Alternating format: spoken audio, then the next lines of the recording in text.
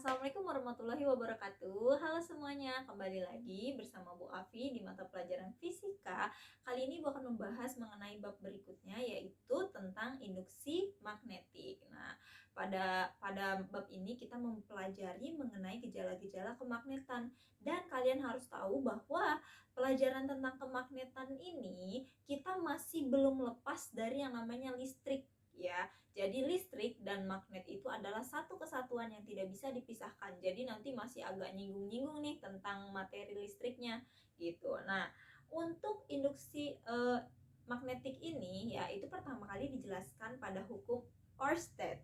Nah, hukum Ørsted ini menjelaskan bahwa katanya di sekitar kawat berarus listrik itu akan terdapat yang namanya medan magnet gitu. Nah, berarti kalau misalnya ada kawat yang dialiri arus listrik, otomatis nanti di sekitar kawat yang mengalir arus tersebut tuh akan ada yang namanya medan-medan magnet, sehingga ya kalau misalnya kalian itu menyimpan kompas itu kan jarumnya itu magnet ya. Misalnya nih ini kawat terus dialiri arus listrik, terus kamu nyimpen kompas di bawahnya gitu misalnya ya. Nah, itu nanti si kompas itu jarumnya itu akan gerak-gerak. Kenapa? Karena ada pengaruh medan magnetik, ada induksi magnetik di sekitar kawat yang berarus tersebut. Atau misalnya ada kawat yang dialiri arus listrik, kemudian kamu tebar. Kamu tebar apa? Kamu tebar bubuk magnet. Itu nanti si bubuk tersebut itu akan bergerak, akan menyebar, membentuk formasi. Kalau kita lihat itu kayak semut yang sedang membentuk formasi dalam jangka waktu tertentu, akan bergerak sendiri ya, membuat suatu bentuk. Nah, itu dipengaruhi karena apa? Karena adanya medan magnet pada sekitar kawat yang berarus tersebut. Itu. Nah, itu yang dijelaskan pada hukum Ørsted. Nah, kemudian medan magnet ini termasuk ke dalam besaran vektor, yang artinya nanti kita akan mempelajari selain nilainya juga kita mempelajari arahnya gitu. Nah, sebelum kita masuk ke materinya ini, Ibu akan ajarin dulu gimana sih cara kita menentukan arah induksi magnetiknya atau arah medan magnetnya. Nah, misalnya ini ada kawat lurus ya kan? Set. Miring ini Maya. Lurus ya. Nah, lurus kayak gini. Enggak ya, belum lurus, enggak apa-apa deh. Nah, kemudian arus yang mengalir itu ke sini. Lalu nanti yang ditanyakan adalah medan magnetiknya atau induksi magnetiknya itu arahnya kemana sih? Maaf ya, Ibu typo mulu kalau ngomong, ya kan? Nah, arah induksinya itu kemana sih? Misalnya yang ditanyain di sini. Kan medan itu kan yang ada di sekitar ya, medan itu bisa di titik ini, titik ini, titik ini yang ada di sekitarnya yang masih bisa dipengaruhi. Jadi kalau misalnya arusnya besar, ini A si I. Kalau misalnya arusnya semakin besar, maka medannya pun akan semakin jauh. Tapi kalau misalnya arusnya sedikit, nah nanti medannya juga akan semakin kecil gitu. Nah, misalnya ini arusnya besar gitu, berarti dia medannya bisa jauh gitu. Nah, medan itu ada di sini, medan magnetik. Dia akan mempengaruhi sifat-sifat magnet di sini gitu. Nah, contohnya di sini. Nanti yang ditanyakan adalah kemana sih arah yang ada di titik ini, induksi magnetiknya. Caranya, jadi ada syaratnya. Arah. Syaratnya kita gunakan tangan kita. Satu tangan sebelah kanan. Dinamakan dengan kaidah tangan kanan. Tangan kanan. Oke. Ibu jari itu sesuai dengan arah arus. Ingat, ibu jari itu sesuai dengan arah arus. Kemudian nanti 4 jari sisanya itu menunjukkan arah medan magnet atau induksi magnetiknya ya. Gitu. Nah, sekarang gimana nih, Bu? Oke. Ibu jari ini kaidah tangan kanan, harus tangan kanan yang digunakan ya. Nanti Ibu akan coba membelakangi kalian supaya perspektifnya sama gitu ya, arahnya sama. Nah, ini kita lihat kawat lurus, arusnya ke atas. Arusnya ke atas, jempol ini adalah arah arus. Berarti jempol kita ke atas. Set, gitu kan? Gini kan? Nah, ini dibuat senatural mungkin aja. Kamu anggap si kawat ini spidol ini adalah kawat ini ya. Kayak gini contohnya. Nah, ini kawatnya arusnya ke atas, natural aja, pegang seperti ini. Gini. Nah, kamu lihat 4 jari kamu yang di sebelah kanan itu kan arahnya menjauhi kita, betul gak? Menjauhi ibu nih, ibu kan ngadepnya ke sana ya. Nah, menjauhi ibu. Terus yang di sebelah sini, 4 jarinya mendekati ibu. Nah, sekarang dicatat, not. Menjauhi itu artinya arahnya masuk. Kalau mendekati kita artinya arahnya keluar. Arahnya keluar. Nah, ini ada tandanya. Kalau masuk itu tandanya cross atau X. Kalau keluar itu tandanya adalah dot atau titik. Begitu ya. Jadi kalau misalnya mau diarahkan, oh berarti yang di sekitar sini itu kan tadi menjauhi. Kalau menjauhi yang di sini itu arahnya keluar, masuk. Kalau yang di sini arahnya keluar. Oh berarti kalau ditanyakan di titik P, ini ditanyain arahnya kemana nih? Arahnya kemana?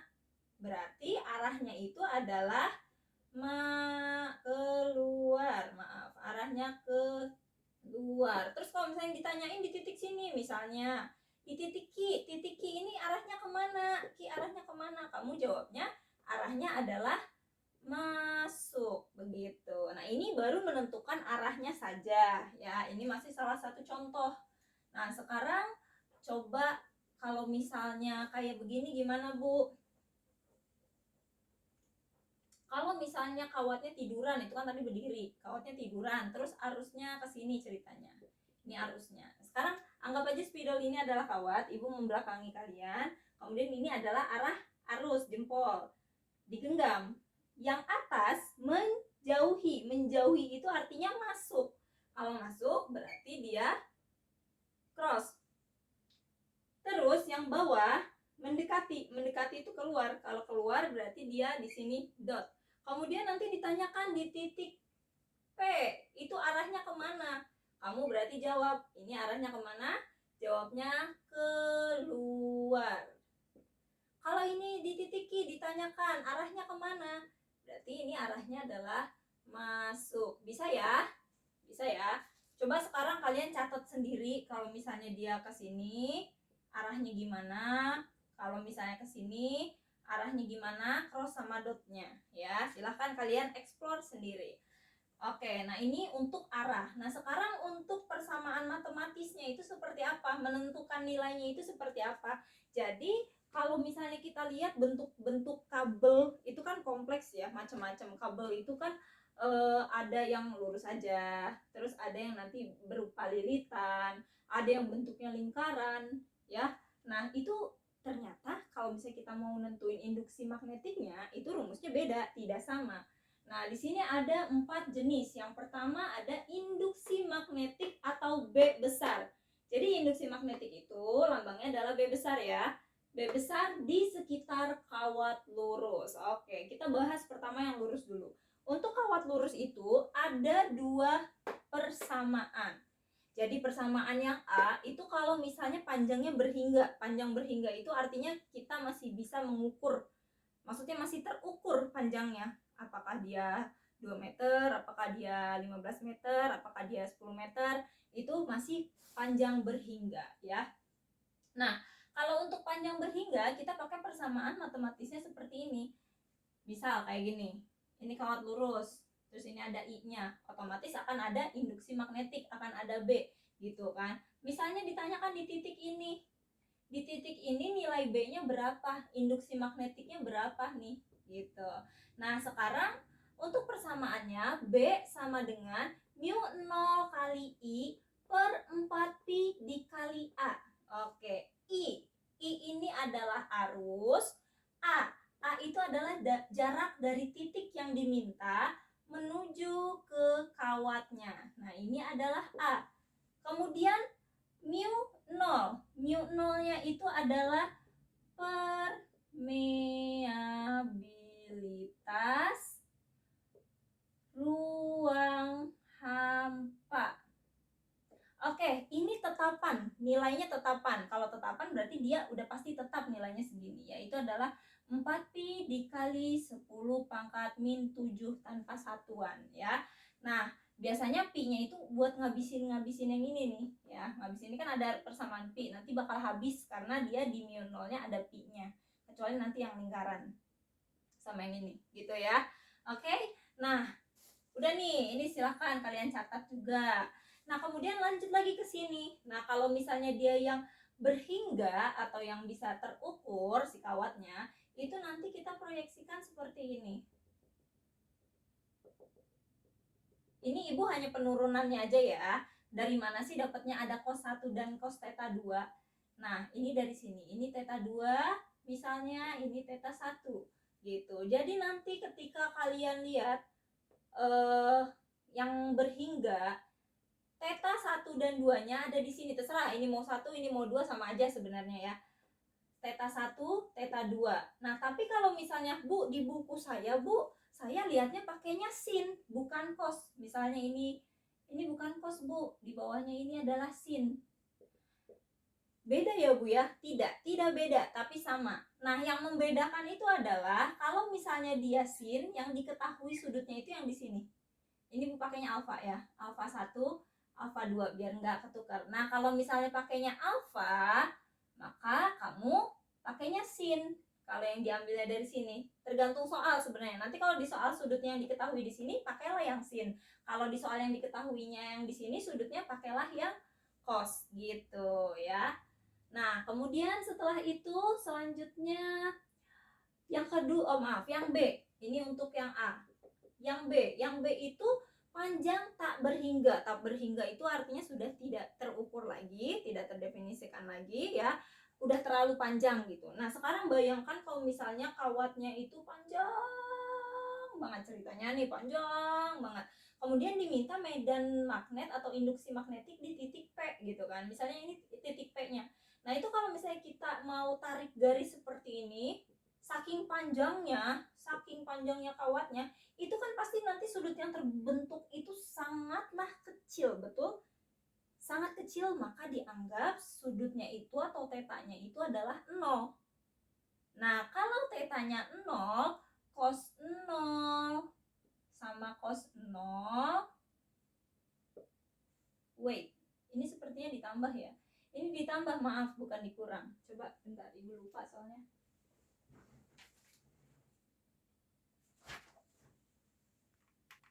Oke, ditambah ya. Jadi ditambah itu. Ini ditambah bukan dikurang. Nah, cos 0 ditambah cos 0, cos 0 itu kan sama dengan 1. Berarti 1 ditambah 1 sama dengan 2.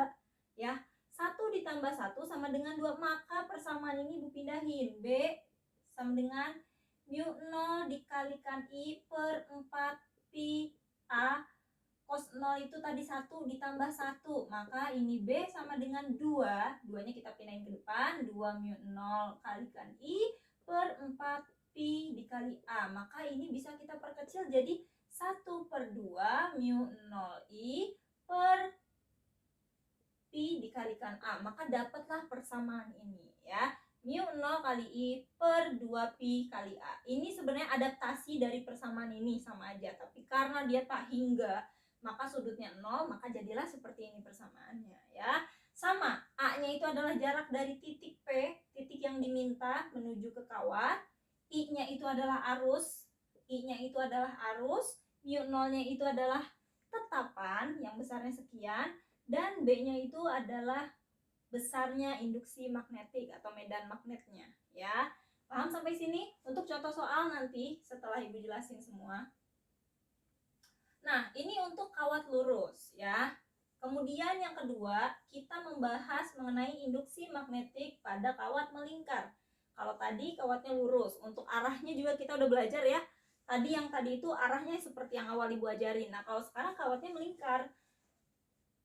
B pada kawat melingkar atau induksi magnetik pada kawat melingkar. Jadi kalau melingkar itu seperti ini kan. Set. Nah, di pusat lingkaran misalnya, nah ini yang diminta itu di titik P. Ini ada kawat dialiri oleh arus, kemudian ditanyakan induksi magnetiknya ini berapa nilainya. Kita pakai persamaan yang ada di sini, di mana B sama dengan mu 0 I kalikan N per 2A, di mana N-nya ini adalah jumlah lingkarannya ya, jumlah lingkarannya. Kalau misalnya N-nya adalah satu lingkaran, berarti ya udah pakainya 1 gitu ya. Tunggu sebentar. Oke, next. Nah, sekarang yang ditanyakan adalah induksi magnetik yang ada di titik P di pusat lingkaran ini. Nah, kita pakainya rumus yang ini tadi udah dijelasin sama Ibu. Kalau N itu adalah jumlah lingkarannya. Kalau satu lingkaran berarti N-nya 1. Nah, ini berarti N-nya kan 1, ya kan? Nah, kemudian untuk arahnya bagaimana? Untuk arahnya sama, pakai kaidah tangan kanan yang di awal diajari. Nah, misalkan ini kan arahnya ke sini, maka jempolnya kita sesuaikan. Jadi gini ya, kalian nggak boleh gini loh tangannya, tapi harus gini awal mulanya. Nah kan kalau di sini kan ribet ya, ini kan sama aja, arah itu begini muter. Kita ambil titik yang kita mudah aja, titik yang kita mudah meragainnya. Ibu ambil di titik sini. Kamu mau ambil titik mana aja sama aja. Ibu ambil sini supaya simpel, nyontohinnya gini ya. Nah pada saat itu ini arah arus, ibu jari 4 jarinya kita genggam kawatnya. Bayangkan kita menggenggam kawat, maka untuk arahnya yang di sebelah sini itu apa? Menjauhi. Kalau menjauhi berarti masuk, berarti di sini cross. Betul?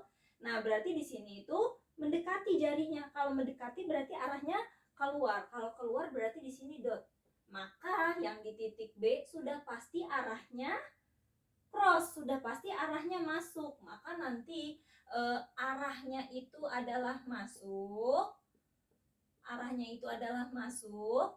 Kemudian nilainya itu adalah bisa kita hitung di mu 0 kali I kalikan N per 2A. A-nya itu kemana Bu? A-nya itu ini, jarak dari titik yang diminta menuju ke kawat. Ini adalah A. Kalau misalnya kamu les atau kamu les di les-lesanmu atau di buku nemunya ini adalah R, nggak apa-apa, sama aja. R itu kan jari-jari, ini kan hitungannya jari-jari, sama aja ya. Cuma ibu pengen seragamin aja, dari atas A pengennya tuh semuanya A kecuali nanti yang solenoida gitu, oke?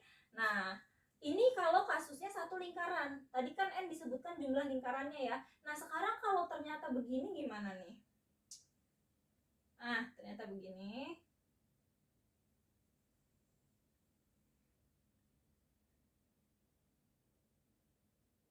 Oke, ternyata kasusnya begini Bu. Kok jelek banget gambarnya. Gini ya. Set, oke. Nah ini pusat lingkarannya ceritanya. Ceritanya bagus gambarnya ya. Oke. Nah ternyata dia itu cuma segini Bu lingkarannya. Maka nanti N-nya berapa?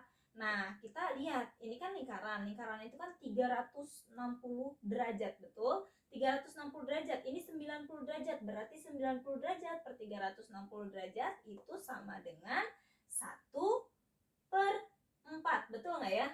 Betul kan? Betul dong. Nah berarti ini 1/4.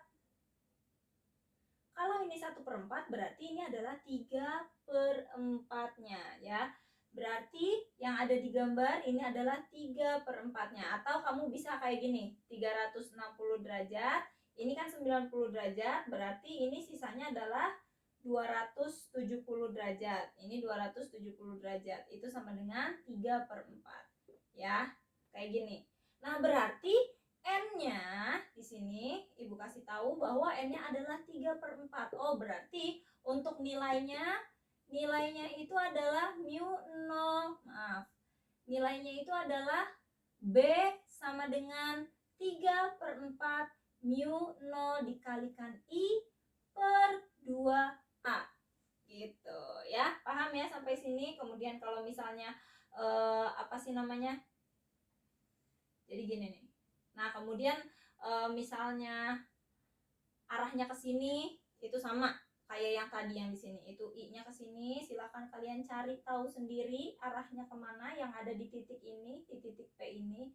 Apakah masuk atau keluar ya, dengan kaidah tangan kanan gitu. Dan juga begitu seterusnya. Misalnya cuma ada setengah lingkaran ya. Cuma ada setengah lingkaran seperti ini. Ini di titik P-nya diminta berapa nilai B-nya. B-nya itu berarti ini kan cuma 180 derajat per 360 derajat ya. 180 derajat. Itu kan berarti 1/2 atau setengah. Berarti ini setengah mu 0 dikalikan I per 2A. Atau bisa juga ditulis sebagai mu 0 kali I per 4A. Atau ini bisa juga ditulis sebagai yang tadi, yang sebelumnya, ini 3 mu 0 kali I per 8A. Gitu ya. Oke, paham sampai sini? Paham ya? Nah, ini jadi kalian dilihat N-nya kalau untuk yang melingkar. Nah, sekarang kalau misalnya begini, Ibu ajarin. Kalau untuk arah kan gampang ya tadi ya. Kalau ternyata bentuknya seperti ini. Oke, nah kalau ternyata seperti ini, maka ini kan ada 2A. Ini ada A1, ini ada A2, betul atau salah? Ya, misal I-nya kayak gini, I-nya di sini, maka nanti dia arahnya akan begini. Nah, sekarang kita nentuin persamaannya itu seperti apa, Bu? Berarti ada B1, ada B2 ya. Nah, pertama itu tentukan dulu arahnya. Untuk arah A1, arah B1 itu kemana? Arah B1, berarti kita lihat yang ini kawatnya. Ini kan A1 kan yang ini, kita lihat kawat yang ada di dalam.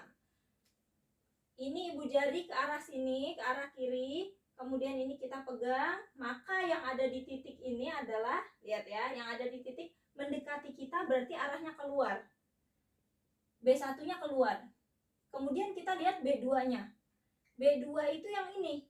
Nih, tak tak tak tak tak A2 berarti ini B2. B2 arahnya kemana? Ke kiri. Maka begini, ya kan? Set. Nah, maka yang ada di titik P itu kan yang ada di bawah, bukan yang di atas. Yang di bawah ini menjauhi. Kalau menjauhi berarti masuk. Oke, yang satu keluar, yang satu masuk. Kalau di vektor, kalau arahnya berbeda, itu berarti nilainya dikurang. Betul? Ingat ya, ini vektor, masih aturan vektor. Kalau dikurang, oh berarti B-nya itu sama dengan B1 min B2. Gitu ya. Berarti B-nya adalah mu 0 kali I kali N per 2A 1 min mu 0 dikali I dikali N per 2A2 gitu. Nah, sekarang dilihat N-nya. N-nya itu adalah setengah. Kalau setengah berarti ini nanti 4 ya. Berarti B-nya sama dengan mu 0 dikalikan I per 4A min mu 0 A1 dikali I per 4A2. Kenapa ini 4? Karena dia N-nya setengah. Dua-duanya ini setengah. Paham ya? Oke, jadi harus teliti. Ini sebenarnya tidak begitu rumit, tetapi harus teliti. Harus dipahami dulu seperti apa gitu. Oke? Nah, sekarang kita masuk ke pembahasan yang ketiga, yaitu induksi magnetik pada solenoida. Oke, next. Nah, kita masuk yang ketiga, solenoida. Nah, pada solenoida itu apa sih solenoida? Solenoida itu sebenarnya sama, bentuknya itu lingkaran kalau kita lihat dari depan. Tapi dia itu bentuknya berupa lilitan seperti ini ya. Jadi ibu gambar dulu tadi, bentuknya lilitan. Jadi dia itu lingkarannya lebih dari satu gitu. Maka nanti N-nya, maaf ini, N-nya ini adalah jumlah lilitan. Apakah nanti di soal jumlah lilitannya sebanyak 1000 atau 4000 lilitan atau 5000 lilitan, biasanya banyak ya.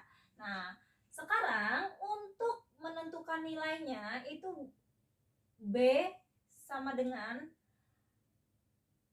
mu 0 dikalikan I dikalikan N per 2L. Nah, untuk L itu adalah panjangnya. Panjang dari ujung satu ke ujung lainnya, itu adalah L-nya ya, jadi bukan A. Nah, kemudian setelah itu nanti kan medannya ada di titik di sekitar sini, betul?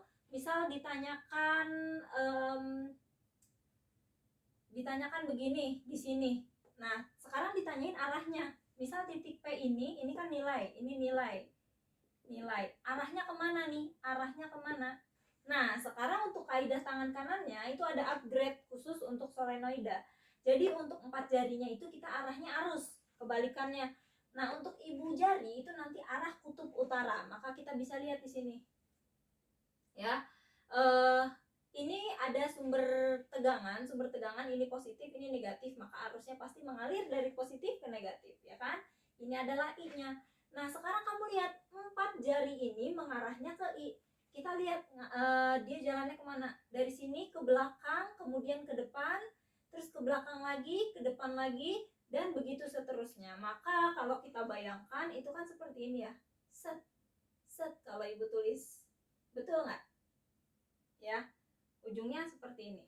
Nah, maka 4 jarinya itu set begini. 4 jari arah arus. Ya. Nah, ibu jarinya ke sini. Oh, berarti ini adalah utaranya. Ini utara dan ini selatan. Di mana ya? Untuk arahnya itu kan pasti dia dari utara menuju ke selatan. Maka nanti arahnya itu seperti ini. Nah, dari sini nanti dia nyambung ke sini. Yang ini arahnya adalah keluar, yang ini arahnya adalah masuk. Begitu ya.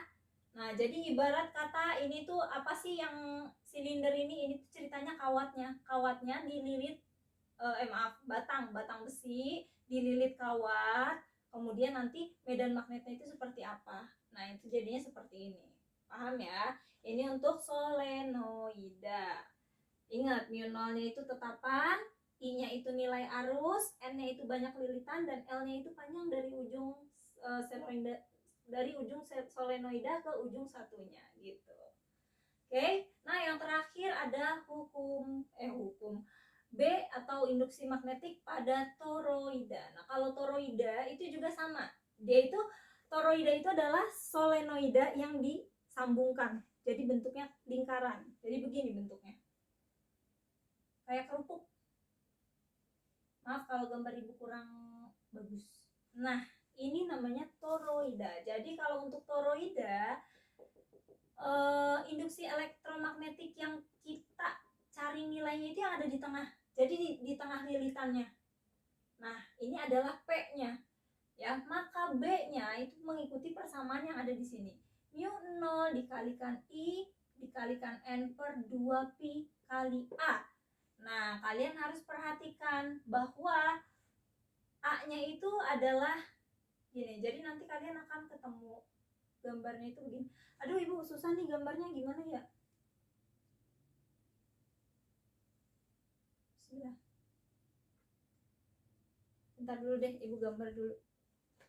Nah, seperti ini gambarnya ya. Jadi nanti medan magnet yang nilainya ingin kita cari itu yang ada di tengah atau di pusat lilitan.